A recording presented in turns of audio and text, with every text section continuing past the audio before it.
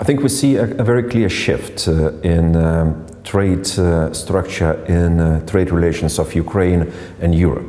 I mean, before Ukraine was predominantly integrated into the Russian market by all means, political and economic means. Now, with the situation which changed dramatically after 2014, and especially with the deep free trade agreement we have with Ukraine, we see increasingly ability of Ukrainian economy to compete with the European, let's say, companies.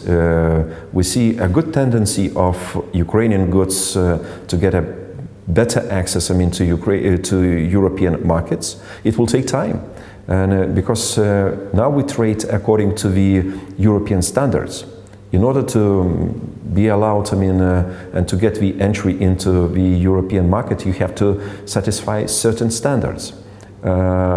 Ukrainian competitiveness is on increase. It will take, as I said, time, maybe some restructuring, but it's inevitable.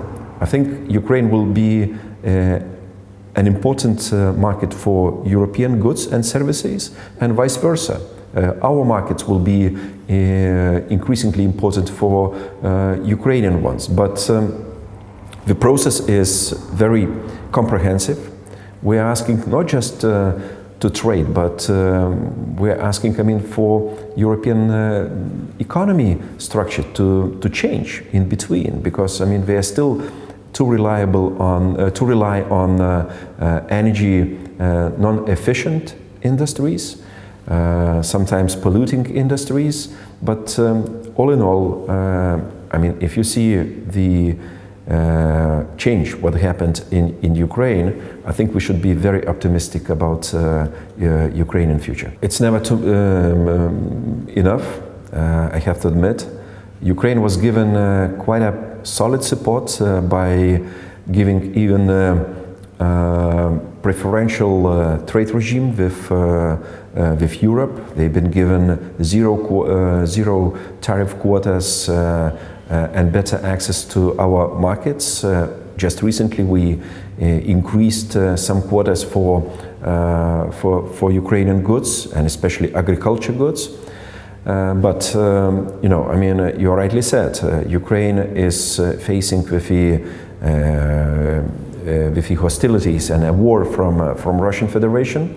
15% of territories are under occupation. They lost quite substantial part of economic capacities in eastern Ukraine, and that country needs even more support when it comes to investments, credit lines, and technical assistance from us, because Ukraine is a very big country. We have to understand that 40 and more million big population country is quite an alternative even for European businesses and our goods and services. So that's why I think with the increasing reform-oriented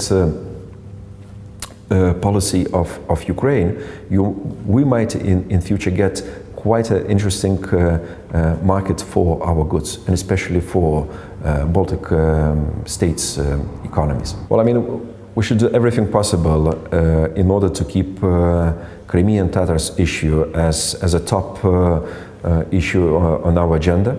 Well, what comes to the European Parliament, we are very vocal, and we usually have on a regular basis hearings, debates in the Human Rights Committee, in the Foreign Affairs Committee, meeting Crimean Tatars representatives as well as Ukrainian state representatives in order to spell out our worries about worsening situation in Crimea. It's not just about a minority, a national minority as Crimean Tatars are, but we're speaking about the human rights situation in Crimea, when Tatars are prosecuted. They are not given the cultural autonomy. They are prosecuted on the religious basis, as well as closure of Mejlis. I mean, the Crimean Tatars local authority was a clear act of violations from the Russian Federation. So, and they have to be kept accountable for those violations and crimes they made in occupied Crimea.